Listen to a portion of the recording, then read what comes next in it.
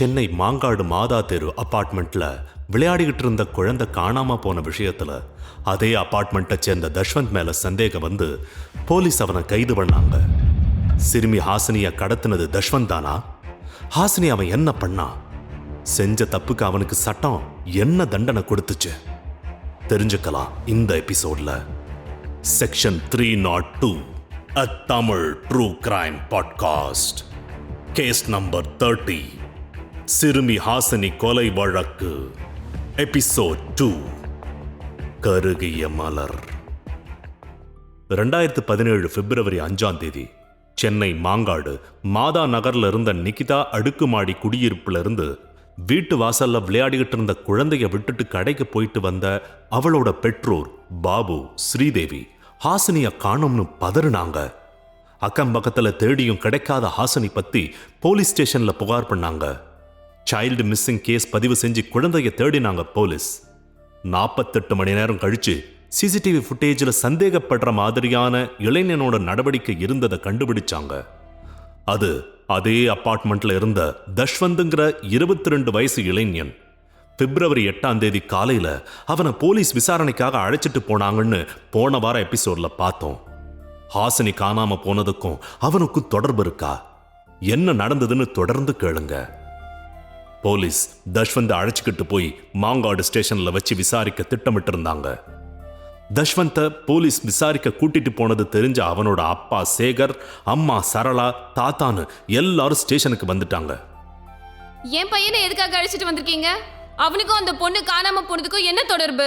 தேவையில்லாம அவனை இந்த கேஸ்ல மாட்டி விடுறீங்க. தஷ்வந்தோட அம்மா சரளா ஸ்டேஷன் வாசல்ல பெரிய பிரச்சனையே பண்ணாங்க. ஆனா போலீஸ் எதுக்கும் அசரல. விசாரிச்சுட்டு தான் விடுவோம்னு உறுதியா இருந்தாங்க. சாயங்காலம் வரைக்கும் போலீஸ் ஸ்டேஷன்ல என்ன நடக்குதுன்னு யாருக்கும் தெரியல. 4 மணி இருக்கும்போது முகம் மூடப்பட்டு அனகாபுத்தூர் பகுதிக்கு அழைத்து செல்லப்பட்டான் தஷ்வந்த்.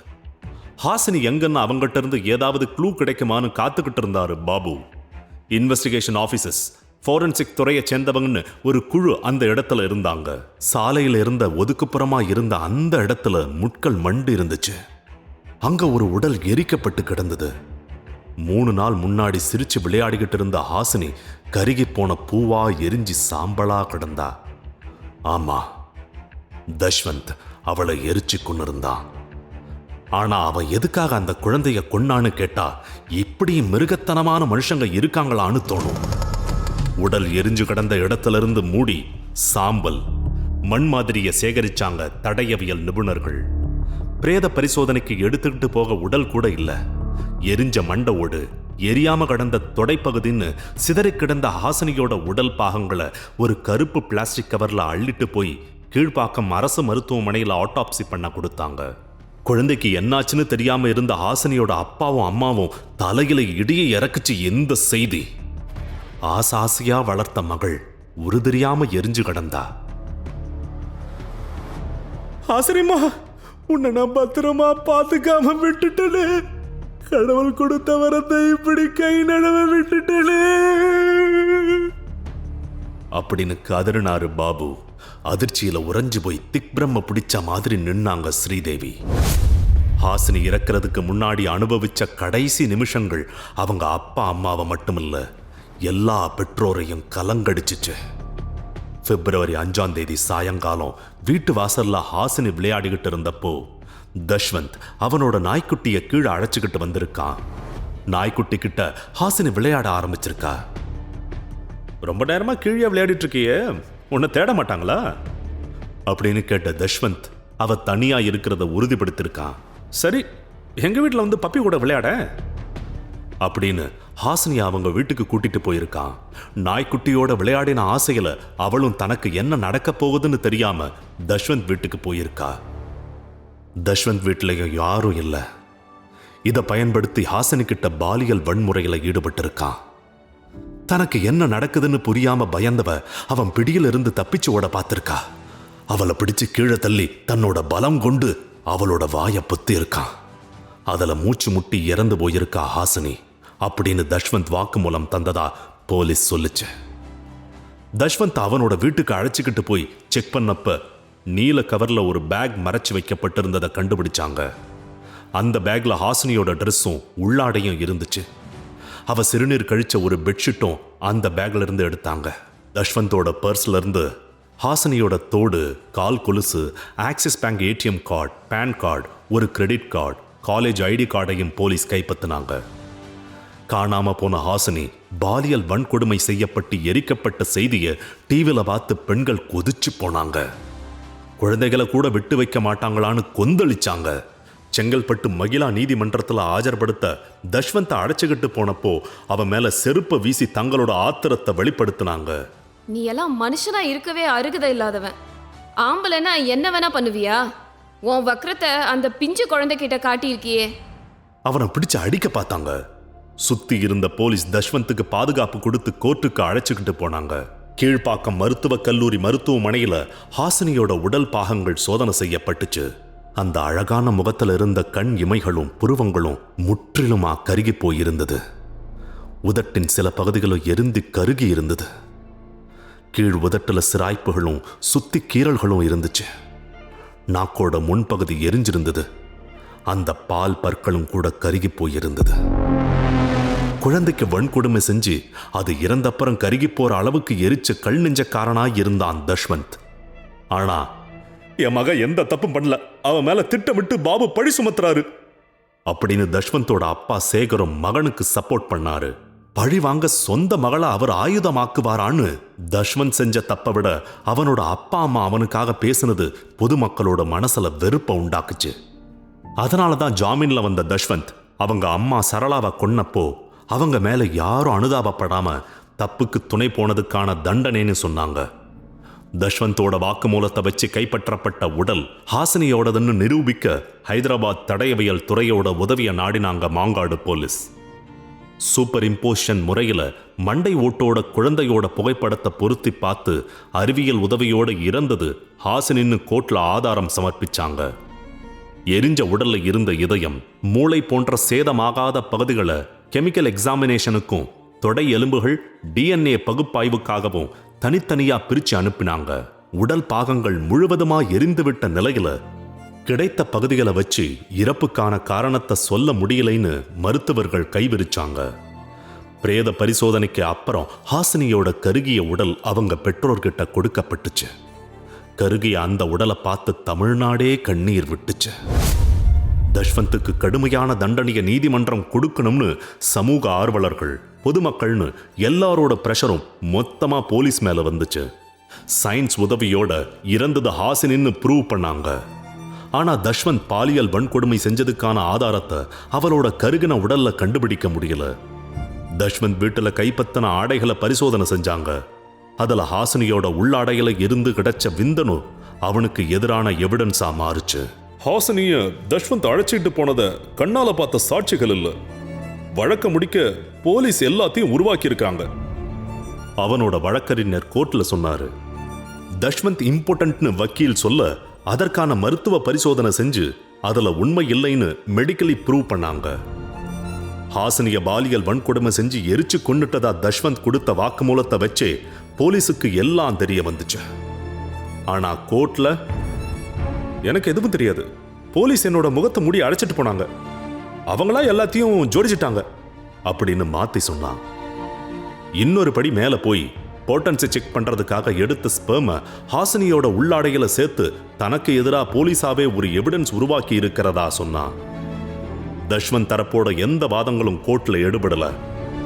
குற்றத்தை கண்ணால பார்த்த சாட்சிகள் இல்லைனாலும் சூழ்நிலைகள் அவனுக்கு எதிராக இருந்தது. சிசிடிவி கேமரா பதிவு, அவங்க வீட்டில இருந்து எடுத்த பேக்னு எவிடன்ஸ் ஸ்ட்ராங்கா இருந்துச்சு. எப்படியாவது வழக்கில் இருந்து தஷ்வந்தை தப்பிக்க வைக்க அவரோட வக்கீல் சட்டத்தோட ஓட்டைகளை பயன்படுத்தினாரு. வெளிநாட்டுக்கு போறதால இந்த வழக்கு விசாரணையை ஒத்தி வைக்கணும், தஷ்வந்துக்கு பெயில் கொடுக்கணும் அப்படின்னு அவனோட வக்கீல் கோர்ட்ல சொன்னாரு. தஷ்வந்த் வெளியில வந்தா எவிடன்ஸ் கலைச்சிடுவாரு, அவருக்கு பெயில் கொடுக்க கூடாது அப்படின்னு பாபு எதிர்ப்பு தெரிவிச்சாரு. வேற வக்கீல் ஆஜராகி வழக்கு விசாரணையை நடத்தலாம்னு நீதிமன்றம் உத்தரவு போட்டுச்சு.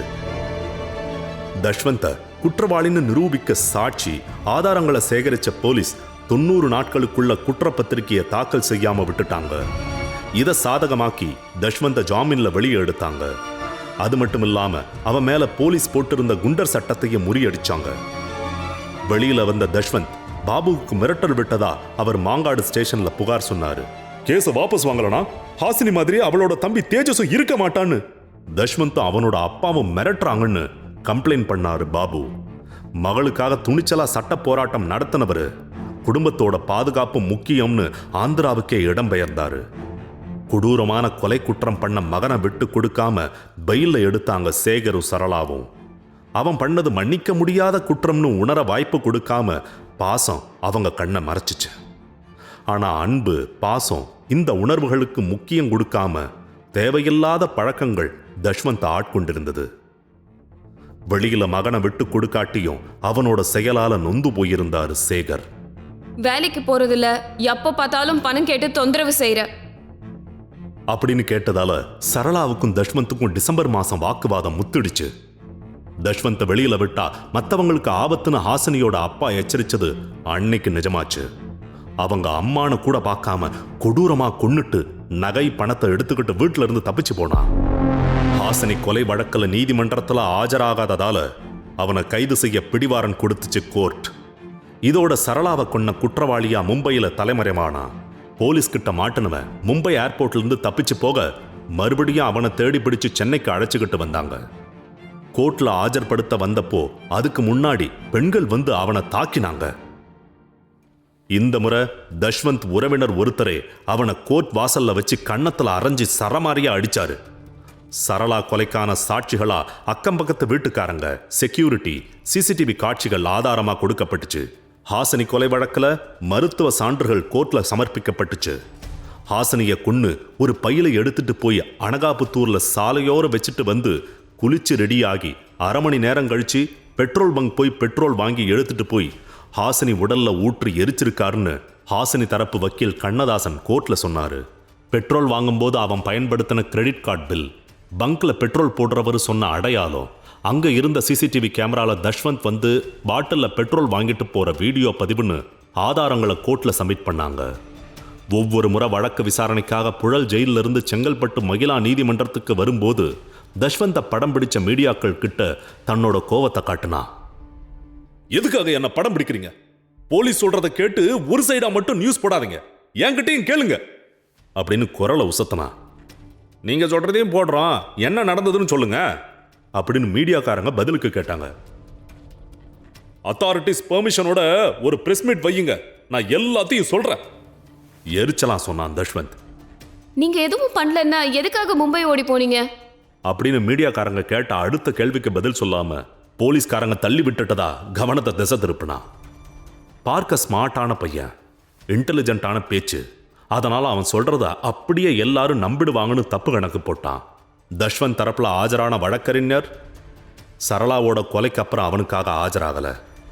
வக்கீல்கள் யாரும் தஷ்வந்துக்காக வாதாட முன் வராததால அரசே வழக்கறிஞர் ராஜ்குமார தஷ்வந்த் தரப்புல ஆஜராவதற்காக நியமிச்சது.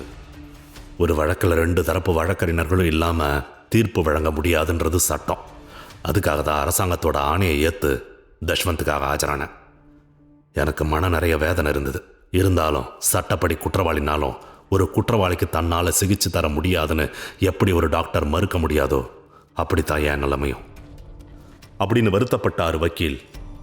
பொதுவா தீர்ப்பு நாள்னா அன்னைக்கு குற்றவாளியோட முகம் இறுக்கமாகவும் என்ன தீர்ப்பு வருமோன்னு அச்சமாகவும் இருக்கும். ஆனா அந்த பயமோ பதற்றமோ இல்லாம இருந்தான் தஷ்வந்த். ஹாசினி இறந்து 1 வருஷம் கழிச்சு பிப்ரவரி 19ஆம் தேதி ஹாசினி கொலை வழக்கு தீர்ப்பு அறிவிக்கப்பட்டுச்சு. செங்கல்பட்டு மகிழா நீதிமன்ற நீதிபதி வேல்முருகன் என்ன தீர்ப்பு கொடுக்க போறார்னு நாடே எதிர்பார்த்துட்டு இருந்துச்சு. எல்லார் மனசுலையும் கொந்தளிப்பை ஏற்படுத்தின கேஸ் அப்படிங்கிறதால மீடியாக்களோட லைவ் அப்டேட்ஸ் பார்த்துக்கிட்டு டென்ஷனா இருந்தாங்க மக்கள். காலையில 11:35 மணிக்கு கோர்ட்டுக்கு அழைச்சிக்கிட்டு வரப்பட்ட தஷ்வந்த் மட்டும் மிஸ்டர் கூலாவே தான் இருந்தான். மதியானம் 1:45 மணி வரைக்கும் தீர்ப்பு வழங்கப்படாம தாமதமாகிட்டே இருந்துச்சு.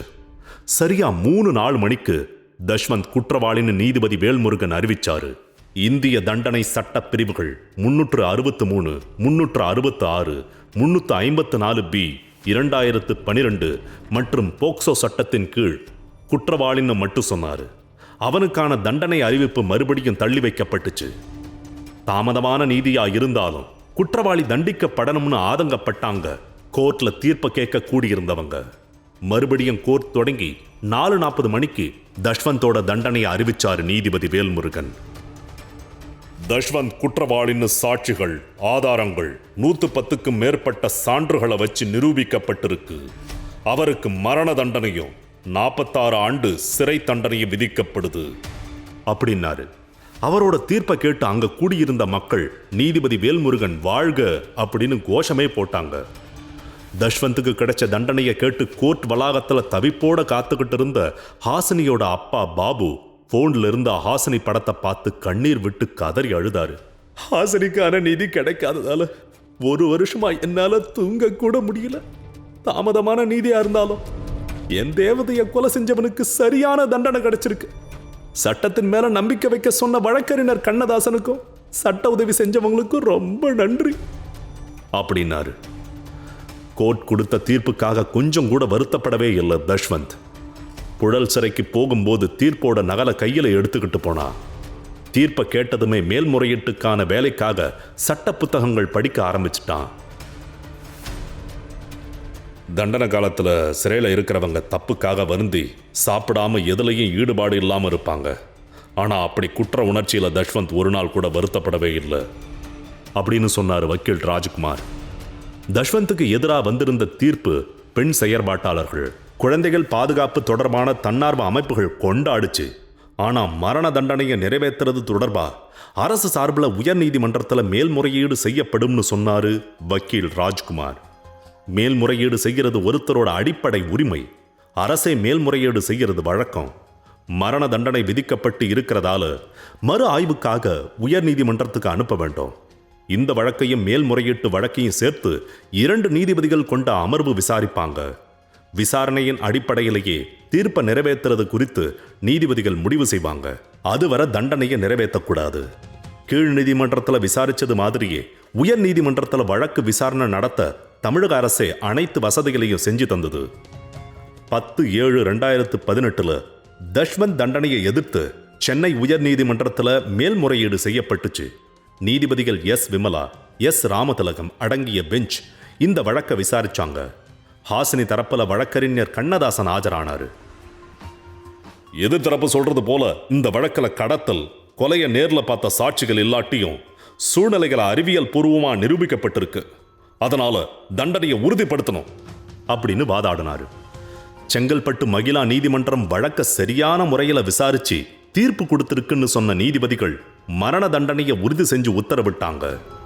ஒரு உயிரை கொல்றது தண்டனையாகாது என்றாலும் சமூகத்துக்கு இது ஒரு முன்மாதிரியாக இருக்க வேண்டும் என்பதற்காகவே தூக்கு தண்டனை உறுதி செய்யப்படுறதா நீதிபதிகள் அதில் குறிப்பிட்டிருந்தாங்க. மெட்ராஸ் ஹைகோர்ட் தீர்ப்பை எதிர்த்து 2019 சுப்ரீம் கோர்ட்ல மேல்முறையீடு செஞ்சாங்க. இந்த வழக்க விசாரணைக்கு எடுத்துக்கிட்ட நீதிபதி ரஞ்சன் கோகாய் தஷ்வந்துக்கு விதிக்கப்பட்ட தூக்கு தண்டனைக்கு இடைக்கால தடை விதிச்சு உத்தரவிட்டாரு. குற்றவாளிக்கு ஆயுள் தண்டனை கொடுக்கப்பட்டிருந்தால் வழக்க விசாரணைக்கு எடுத்திருக்க மாட்டேன். தூக்கு தண்டனை விதிக்கப்பட்டிருக்கிறதால விசாரிக்கிறேன். வழக்கு முடியும் வரை தஷ்வந்துக்கு தூக்கு தண்டனையை நிறைவேற்றக்கூடாது அப்படின்னு தடை போட்டாரு. 6 வருஷமா புழல் ஜெயில இருக்கான் தஷ்வந்த். ஆனா இப்பவும் தான் தப்பே பண்ணலன்னு தொடர்ந்து சொல்லிக்கிட்டு இருக்கான். ஒரு குற்றம் செஞ்சவங்க ஏதாவது ஒரு நேரத்தில் அவங்களோட தவற உணர்வாங்க. தஷ்வந்த் அப்படி உணரவும் இல்லை, இனியும் உணர்வாரானும் தெரியல. சுப்ரீம் கோர்ட் மேல்முறையீடு வழக்கு முடிவு தனக்கு சாதகமா இருக்கும் அப்படின்னு நினைச்சு ஜெயில காத்துக்கிட்டு இருக்கான் தஷ்வந்த். அவனோட செயலால பாபு குடும்பம் மட்டுமில்ல, தஷ்வந்த் குடும்பமும் உருகுலைஞ்சு போச்சு. ஒரு சிட்டுக்குருவி சுதந்திரமா பறக்கிறதுக்கு முன்னாடியே அதோட சிறகுகள் சிதைக்கப்பட்டா எப்படி இருக்கும்? மொட்டுக்கள் மனம் வீசி மலர்றதுக்கு முன்னாடியே பறிக்கப்பட்டா எப்படி இருக்கும்? தளிர்கள் தானாய் துளிர்ந்து வளர்றதுக்கு முன்னாடியே வெட்டி வீசப்பட்டா எப்படி இருக்கும்? தீயில வீசப்பட்ட விறகு மாதிரியான மனநிலையில வாழ்க்கையை நகர்த்திட்டு இருக்காங்க சிறுமி ஹாசினியை இழந்த அவளை பெத்தவங்க. வேற ஒரு உண்மை சம்பவத்தோட குற்ற பின்னணிய அடுத்த வார எபிசோட்ல கேளுங்க. This episode is brought to you by MTR Seattle. Indulge in the timeless legacy of the MTR restaurants and savor their world-class South Indian vegetarian cuisine, which is a true culinary journey. And Maya Publishing. Turn your literary dreams into reality with Maya Publishing, where your story finds its voice and comes to life in print. Script by Gajalakshmi Mahalingam. Narrated by Bharat Raj Ravidas. Sound design, recording, mixing and mastering by Harivu Creations, Bengaluru. Sound recorded by Aksharama Studios, Chennai. Produced by Human Podium. This podcast is based on true stories and real-life events. While we strive for accuracy and authenticity, certain aspects such as dialogues, pacing, and narrative sequences may have been enhanced or reconstructed for dramatic and entertainment purposes. Our intention is to provide a compelling and engaging listening experience. While staying true to the essence of the stories being told, keep in mind that some details may have been altered or considered for storytelling reasons. Listeners are advised to use their discretion. We may refer to specific individuals or groups by their names in order to share their stories, insights, or historical accounts. These references are intended to provide context and understanding and are based on publicly available information. We want to emphasize that these references are made solely for the purpose of providing accurate information and fostering deeper knowledge about our culture and society. We strive to approach these discussions with sensitivity and commitment to treat all individuals and their stories with respect and sensitivity.